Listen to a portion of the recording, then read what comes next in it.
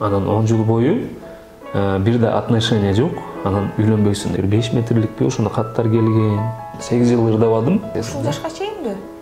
Такыр. Такыр. Мирбек менен Алихан жаман көрүп, жаштык кезге илгери дейми да.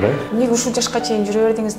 Значит, мен сүйө элекмин деген. Жашың өткөн сайын аябай тандап каласың, эч нерсе жакпай калат деп. Баары эле мен көргөндөр Аладдин деп калган.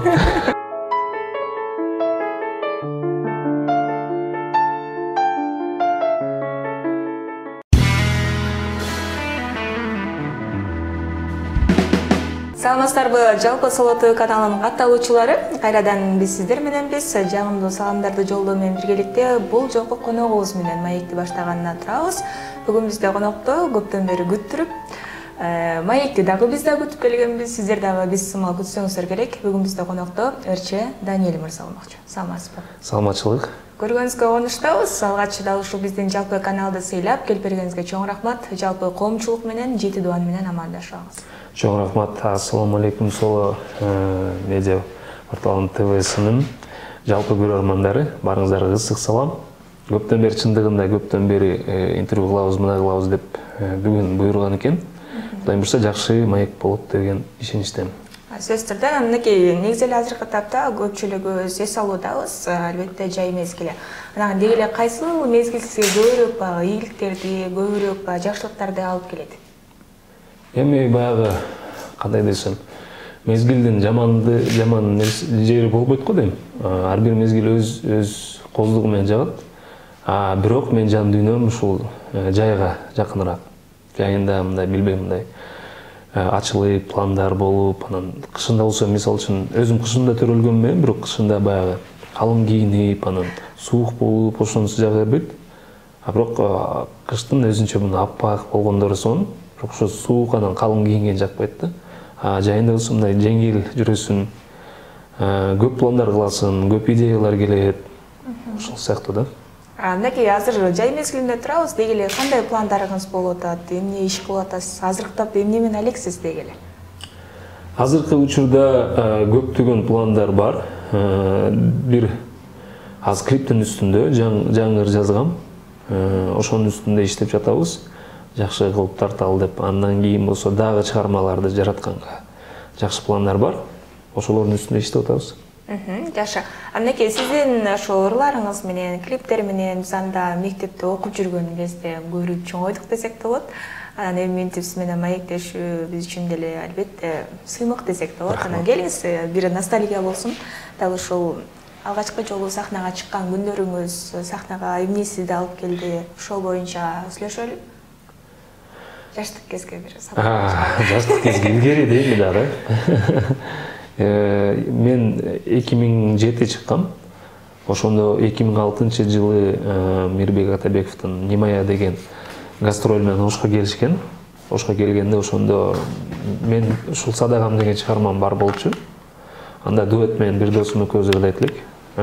Ошол менен бизде катышалы деп Канат Баке менен макулдугун алып, аларга барып таанышып, өзүдү көрсөтөлү деп ошондо учурлар болгон. Ошондо биринчи жолу чыккам. Канат Баке менен ошондо биринчи таанышып, Мирбектер менен таанышып, кандай десем, мындай толкундоо деген сезимдер да болгон. Бирок мен өзүмө ага чейин айтат элем да, ушул Канат Култаев менен иштешем деген. Көбүн айтат элем, мында көрөсүңөр, мен ошо иши менен иштешем депчи. Деп ошол баягы ойлонгонум ишке ашты. Алар менен иштешип калдым. Ошо биринчи чыгып, андан кийин Stardance деген бийчилер кыздар бар болчу. Ошолор кечке мээсин куюп, Канат Бекеге айтып бераткан.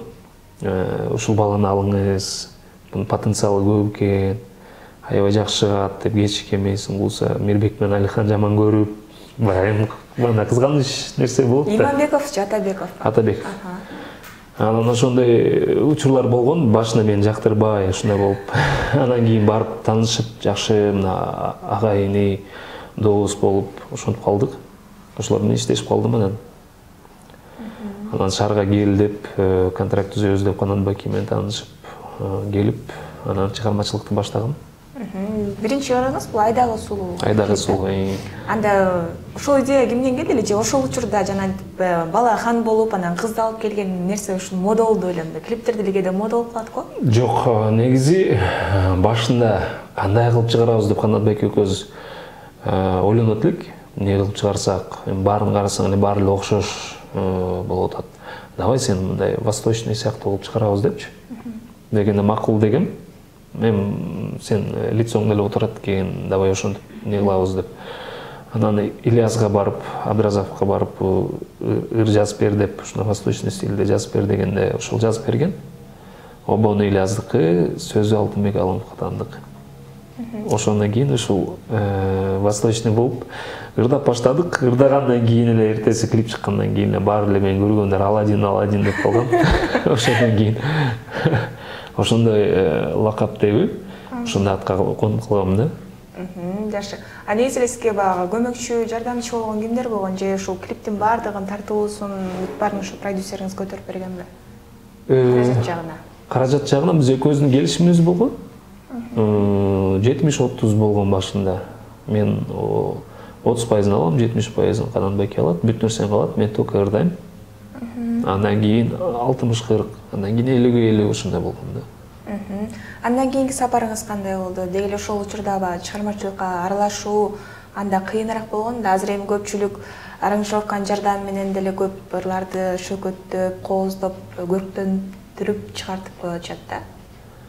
Чындыгында азыр чыгармачылык деле мен мисалы үчүн 8 жыл ырдабадым. Мен ойлогом, вообще такыр уккан деле жокмун кыргыз жырларычы. Анан келип кандай десем, орусча айтканда кошмар деген. Эмне болуп кеткен? Мен наоборот ойлогом, биздин чыгармачылык банда көтөрүлүп, деңгээли көтөрүлүп кеткен депчи. Десем, бирок келгенде той бизнес да. Тойго көп упор коюшупчу. Той менен боло берсин негизичи. Той деле жакшы кызматта кылып, бирок чыгармачылык жакта эч ким карабай койгон да. Мисалы үчүн жаңы идея, жаңы нерселерди алып киргенге, мисалы үчүн биз илгери ыр жазатканда элге кандай ыр тартууласак, баягы жакшы бир өзүнчө бир башкача бир идеяларды алып келсек деген план болчу. Акча биз үчүн эң акыркы орунда болчу да. Биринчи орунда ушул угармандарга мындай жүрөгүнө ушул тээ тургандай болуп, ошол ырды укканда өзүнүн баягы историялары менен элестеткендей болуп чыгармалар жаратат элек да. Азыр болсо аранжировщикке берип коет, идеясы жок, аранжировщик өзү отурат, акчаны алып жасайт, келет ырдайт, болду да. Биз отурат элек мисалы үчүн. Ошо күнү түнү отурат элек, кээде болот эле бир чыгарманы 2-3 жыл жатат эле. Мисалы үчүн айрылуу 2 жыл жаттыбы? 2 жыл жатты, анын үстүнөн аранжировкасы жакпай да бир жерин оңдоп, кайра монтип, дагы оңдоп чыгып, ошентип жазып чыгарат элек да чыгармалардычы. Азыр болсо оңой билбейм. Чыгармачылыкты бирок мындай кандай десем, баягы шоу эмес, бизнеске айланып кетти да. Десек болот. Лишь бы акча табуу максатында эмес, бирок угармандарга жакшы нерселер алып келиш керек. Мисалы үчүн мен келгенде мен үчүн ким өзүнчө башкача болду. Мисалы үчүн ошол эле Тамга, Улук Манапов, Бакыр дегендер, ошолор мындай өзүнчө мындай жаңы нерсе да. Ошолорду айта алам да. Анан эми дагы бир жакшы муун келип атат, буюрса. Мен ойлойм, чыгармачылыкты унутпаш керек. Той, кызмат ал өзүнчө боло бериш керек. Бирок чыгармачылыкты унутпаш керек. Анткени көрөрмандар күтөт да. Мындай жакшы нерсе алып келсе, өзүнчө башкача нерселер алып келсе деп күтүшөт. Ошол нерселерди унутпашыбыз керек. Андан сахнага аттандыңыз, канча жыл жүрдүңүз? Канча жыл иштедиңиз? 2007-ден 2014-кө чейин иштедим. 7 жыл. Андан кийин 8 жыл ырдабадым. Ошончо 7 жыл ырдап жүрүп көптөгөн көрөрман топтогонсуз, ал убакта деген аябай сүрөттөрдү чогултуп, каттарды берген кыздар да аябай көп болгон болуш керек, болгон аябай көп. Менде даже баягы илгерки ошо илгери десе эле баягы бир кыздар болсо берет да, баягы эми жаш туруп алып эмнеге илгери дебирет депчи. Көп жерде интервью берип атканда ошентип айтып калышат. Эми мурда дейинчи, мурда болсо Гөрманда чыныгы Гөрмандар бар эле да. Баалайт эле. Азыр болсо көбү мисалы үчүн бирөө жакшы чыгып келе атса, ошол жакка болуп кете берет. Ошондойлор бар. Мурда болсо бирөөнү жактырдыбы, ошону күмүр тутуп, ошол менен адам башка эч кимди эмне кылбайт, укпайт эле да.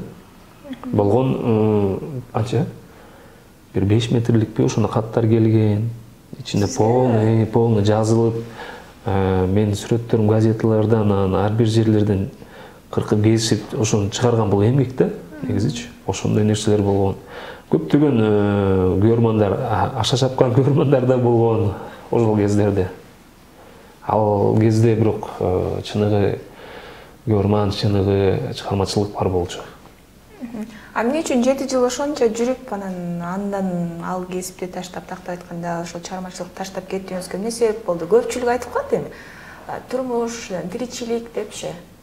Мүмкүн ошо кыйналганыңыздан кеткендирсиз. Жок, мен эмнеге кыйналганам? Наоборот, орусча айтканда пикте туруп, көтөрүлүп туруп, ошол кезде айрылуу деген жолдорубузга кет болуп аткан. Ошол кезде эле кетип калгам да мен. Улантсам болот да, просто баягындай нерсе болот го. Тынуу керек болгон да магачы. Башкача бир идеялар менен, ортодо баягы көрө албастык нерселер да көп болуп кетти. Ошол эле чыгармачылык жакта. Мисалга кандай? Кантип?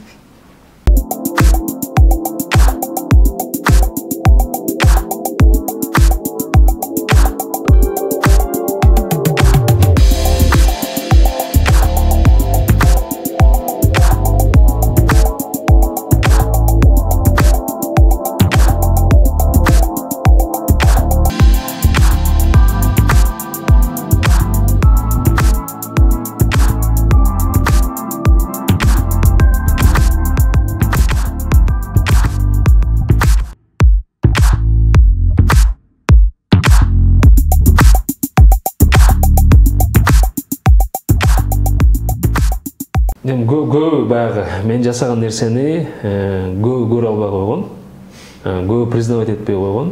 Ошондуктан дагы тажадымбы, андан кийин болсо баягы жаңы нерсе изденүү максатында кетип калгам да, жөн элечи. Андан кийин эмне менен алек болдуңуз? Ошон кеттиңиз, сизге деле оор болдубу? Ырдап жүрүп эле, анан бир замат эле токтоп. Бир замат эле баягы эмне кылып чет мамлекетке кетип калдым. Ал жактан баягы жакшы уш эс алганча, балким жакшы идея, жакшы пландар болот деп. Бирок ал жакка баргандан кийин башка нерселерме алек болуп кеттим, бизнеске кирип кеттим. Ошол менен 8 жыл бирок келип кетип жүрдүм, бирок ошо бизнес жакка болуп кеттим да. Бизнес деп калдыңыз, интервьюларыңыздан көрдүм, бул Айка кондитер дегенден чогуу көмөктөшүп, өнөктөшкөн. Жок, ал такыр эле башка нерсе. Ал Айка деген буну болсо мен ал кызга баягы пиарит эткен үчүн жардам бергем. Ал жакта экөөбүздүн баягындай экөөбүз кылдык деген нерсе жок.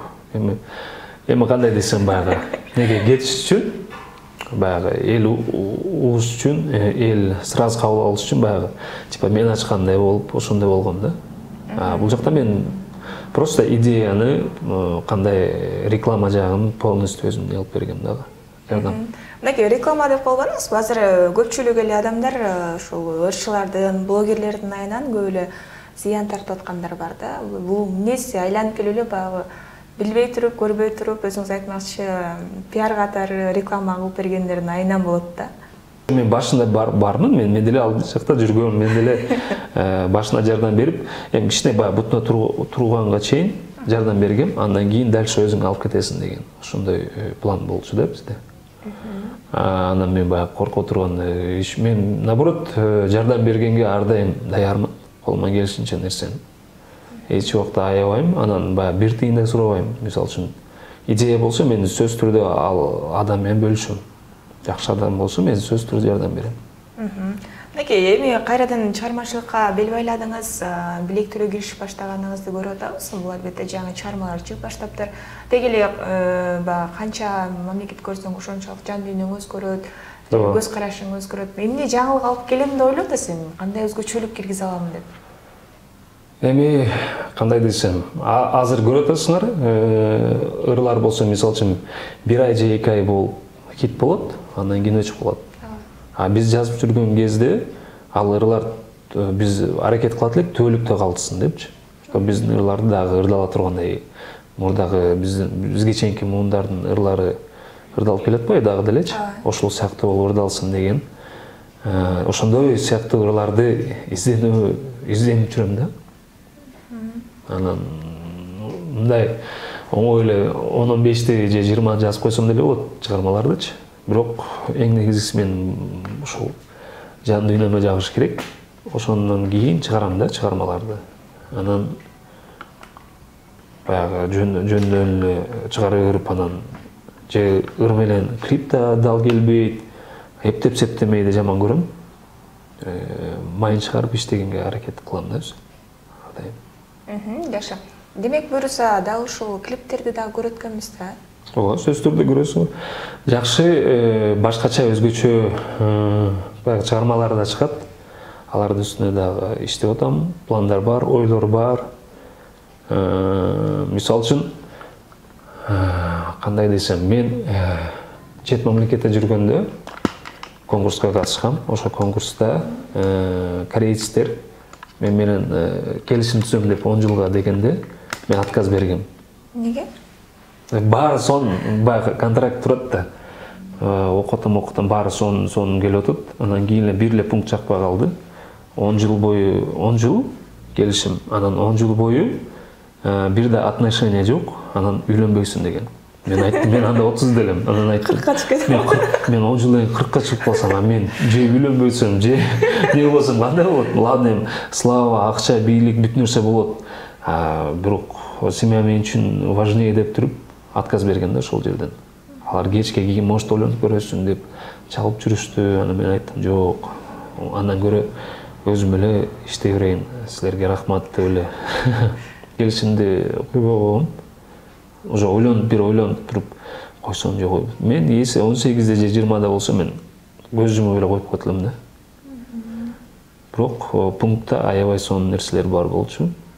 Көп нерселерди кылсам, мировой деңгээлге чыга турган нерселер бар болчу. Эми баягы семья деп ошону баш тарткам да. Ошол контракттан.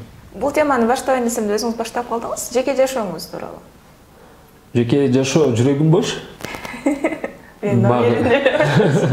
Багы эми эмне кантип берет да. Эмнеге ушул жашка чейин жүрө бердиңиз деген эле суроолор берилсе эле да. Ооба, ушул жашка чейин кантип эми баягы бул ушул жашка чейин көптөгөн кыздар болгон, жактырган кыздар болгон. Бирок айтат го баягы сүйүш үчүн жүрөгүңө бир какой-то бир знак бериш керек дегенчи. Ал знак келе элек, значит мен сүйө элекмин деген. Ушул жашка чейинби? Такыр. Эми баягы жактыруу болгон, бирок айттым го жанагы бир өзүнчө бир знак болуш керек да. Ошол знак жок. Эми балким Кудайым буйрса бар алдыда. Эми бул нерсе бул Алланын буйругу менен болот да бүт нерсечи. Бирок айтып коюшат го, жашың өткөн сайын аябай тандап каласың, эч нерсе жакпай калат деп. Ага деле кошулам. Мен мисалы үчүн 18 жашында мен 25-те үйлөнөм дегем. 25 болду. Анан кийин чөт эрте окшойт деп, анан 25тен кийин уже өткөндөн кийин уже тандап калат экенсиң да чындыгында. Ошондой нерселерге мен мурда ишенбейт элем, бирок кийин уже ишенип калдым. Буюрса эми ал нерседе алыс эмес болуш керек, Сизге чоң рахмат, Данилбек эке, келип кызыктуу маек куруп бергениңизге. Ооруп аткан окшойсуз, Ооба, кичине болуп атат, бирок эми баягы интервью дегенден кийин мен баягы немин да, сөз бергенден кийин артка кайтпайм. Ошондуктан баягы эми запланировать этилген нерсени башка күнгө кылып берсең, уже болбой калышы мүмкүн да. Ошого карабастан келдим. Силерге да чоң рахмат. бар болуңуз дейли келип аз да болсо кызыктуу маек бериңизге. Böylece жакшылыктарыңызда жолугалы. Кудайым буйрса бар. Чыгармаларды күтөбүз. Келиңиз анда көрөрмандарга жакшы бир кабыл тилек айталы жалпы кыргыз элибизге. Чоң рахмат. Чоң рахмат барыңыздарга, сизге дагы чыгармачылык ийгилик, жалпы жамаатыңыздарга каналыңар өсө өрсүн, өнүгө өрсүн. Кыргыз элиме болсо ден соолуктуу болуңуздар, эч убакта оорубаңыздар. Ар дайым ар бирибиздин жүрөгүбүздө иман болсун.